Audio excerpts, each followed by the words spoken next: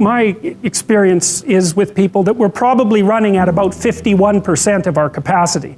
Something, I mean, you can think about this yourselves. I often ask undergraduates how many hours a day you waste or how many hours a week you waste. And the classic answer is something like 4 to 6 hours a day. You know, inefficient studying, watching things on YouTube that not only do you not want to watch, that you don't even care about, that make you feel horrible about watching after you're done. That's probably 4 hours right there. You know, you think, well, that's 20, 25 hours a week, it's 100 hours a month, that's 2.5 full work weeks, it's half a year of work weeks per year. And if your time is worth $20 an hour, which is a radical underestimate, it's probably more like 50 if you think about it in terms of deferred wages. If you're wasting 20 hours a week, you're wasting $50,000 a year. And you are doing that right now. And it's because you're young, wasting $50,000 a year is a way bigger catastrophe than it would be for me to waste it, because I'm not going to last nearly as long. And so if your life isn't everything it could be, you could ask yourself, well, what would happen if you just stopped wasting the opportunities that are in front of you? You'd be who knows how much more efficient? 10 times more efficient, 20 times more efficient. That's the Pareto distribution. You have no idea how efficient people get. It's completely, it's off the charts. Best thing you can do is teach people to write, because there's no difference between that and thinking. And one of the things that just blows me away about universities is that no one ever tells students why they should write something. It's like, well, you have to do this assignment. Well, why are you writing? Well, you need the grade. It's like, no. You need to learn to think. Because thinking makes you act effectively in the world. Thinking makes you win the battles you undertake. And those could be battles for good things. If you can think and speak and write, you are absolutely deadly. Nothing can get in your way. So that's why you learn to write. It's like, and I can't believe that people aren't just told that. It's like, it's the most powerful weapon you can possibly provide someone with. And I mean, I know lots of people who've been staggeringly successful and watched them throughout my life. I mean, those people, you don't want to have an argument with them. They'll just slash you into pieces. And not in a malevolent way. It's like, if you're going to make your point and they're going to make their point, you better have your points organized, because otherwise you are going to look like and be an absolute idiot. You are not going to get anywhere. And if you can formulate your arguments coherently and make a presentation, if you can speak to people, if you can lay out a proposal, God, people give you money, they give you opportunities, you have influence. Make a schedule and stick to it. Okay, so what's the rule with the schedule? It's not a bloody prison. That's the first thing that people do wrong. They say, well, I don't like to follow a schedule. It's like, well, what kind of schedule are you setting up? Well, I have to do this, then I have to do this, then I have to do this, you know, and then I just go play video games, because who wants to do all these things that I have to do? It's like, wrong. Set the schedule up so that you have the day you want. That's the trick. It's like, okay, I've got tomorrow. If I was going to set it up so it was the best possible day I could have, practically speaking, what would it look like? Well, then you schedule that, and obviously there's a bit of responsibility that's going to go along with that, because if you have any sense, one of the things that you're going to insist upon is that at the end of the day, you're not in worse shape than you were than at the beginning of the day, right? Because that's a stupid day. If you have a bunch of those in a row, you just dig, you know, you dig yourself a hole and then you bury yourself in it. It's like, sorry, that's just not a good strategy. It's a bad strategy. So maybe 20% of your day has to be responsibility and obligation, or maybe it's more than that, depending on how far behind you are. But even that, you can ask yourself, okay, well, I've got these responsibilities, I have to schedule the things in. What's the right ratio of responsibility to reward? And you can ask yourself that, just like you'd negotiate with someone who is working for you. It's like, okay, you got to work tomorrow. Okay, so I want you to work tomorrow. And you might say, okay, well, what are you going to do for me that makes it likely that I'll work for you? Well, you could ask yourself that, you know. So maybe you do an hour of responsibility and then you play a video game for 15 minutes. I don't know, whatever turns your crank, man. But, you know, you have to negotiate with yourself and not tyrannize yourself. Like you're negotiating with someone that you care for, that you would like to be productive and have a good life. And that's how you make the schedule. It's like, and then you look at the day and you think, well, if I had that day, that'd be good. Great. you know, and you're useless and horrible, so you'll probably only hit it with about 70% accuracy, but that beats the hell out of 0. Right? And if you hit it even with 50% accuracy, another rule is, well, aim for 51% the next week, or 50.5% for God's sake, or because you're going to hit that position where things start to loop back positively and spiral you upward. Well, and if we all got our act together collectively and stopped making things worse, because that's another thing people do all the time. Not only do they not do what they should to make things better, they actively attempt to make things worse because they're spiteful or resentful or arrogant or deceitful or homicidal or genocidal, or all of those things all bundled together in an absolutely pathological package. If people stopped really trying just to make things worse, we have no idea how much better they would get just because of that. So there's this weird dynamic that's part of the existential system of ideas between human vulnerability, social judgment, both of which are major causes of suffering, and the failure of individuals to adopt the responsibility that they know they should adopt. It isn't merely that your fate depends on whether or not you get your act together and to what degree you decide that you're going to live out your own genuine being. It isn't only your fate. It's the fate of everyone that you're networked with. And so, you know, you think, well, there's 7 billion people in the world. We're going to peak at about 9 billion, by the way, and then it'll decline rapidly, but 7 billion people in the world, and who are you? You're just one little dust mote among that 7 billion, and so it really doesn't matter what you do or don't do, but that's simply not the case. It's the wrong model, because you're at the center of a network. You're a node in a network. Of course, that's even more true now that we have social media. You'll know 1,000 people, at least over the course of your life. And they'll know 1,000 people each, and that puts you one person away from 1 million, and 2 persons away from 1 billion.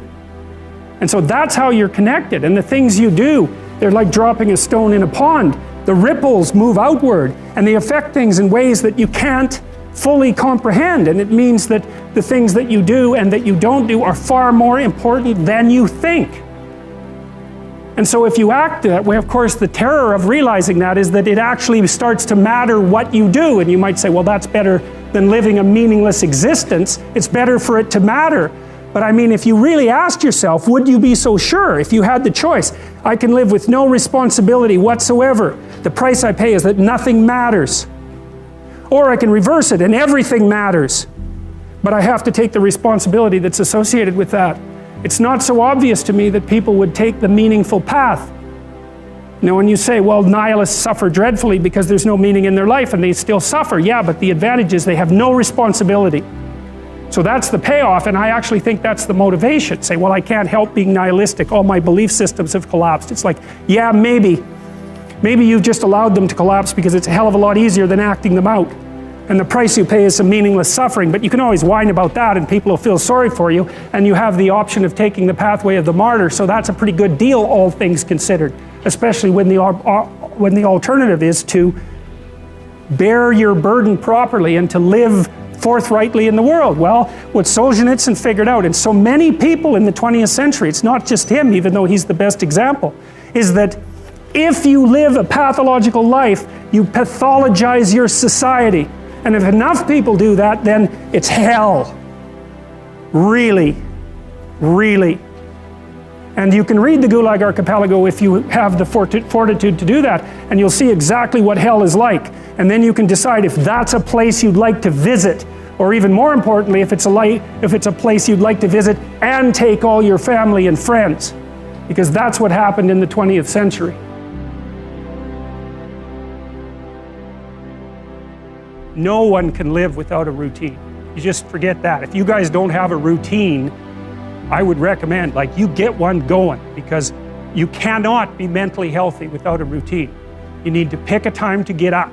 Whatever time you want, but pick one and stick to it, because otherwise you dysregulate your circadian rhythms and they regulate your mood.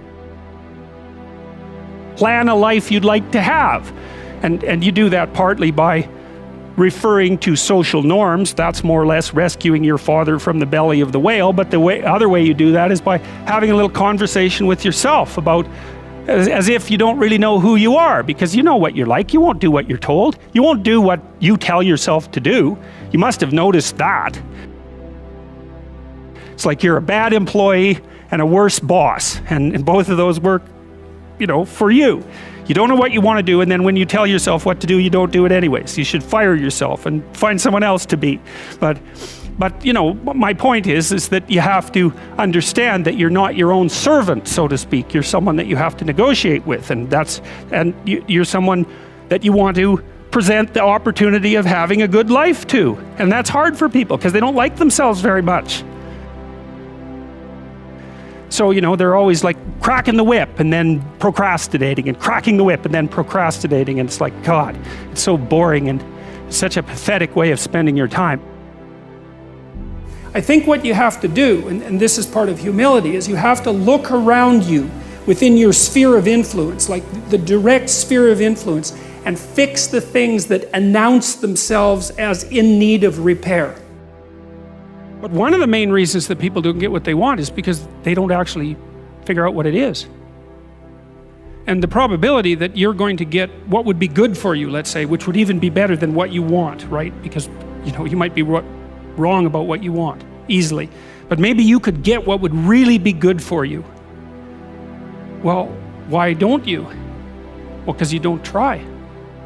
You don't think, okay, here's what I would like if I could have it. And I don't mean in a way that you manipulate the world to force it to deliver you goods for status or something like that. That isn't what I mean.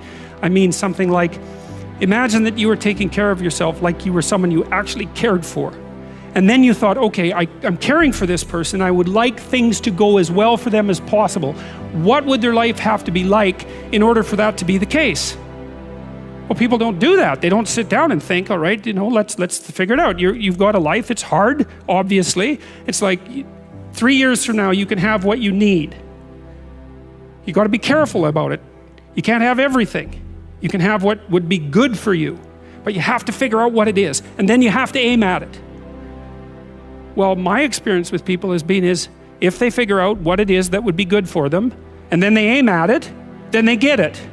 And it's strange because it's a strange thing. It's not quite that simple because, you may formulate an idea about what would be good for you, and then you take 10 steps towards that, and you find out that your formulation was a bit off, and so you have to reformulate your goal. So you're kind of going like this as you move towards the goal. But a huge part of the reason that people fail is because they don't ever set up the criteria for success. And so, since success is a very narrow line and very unlikely, the probability that you're going to stumble on it randomly is 0.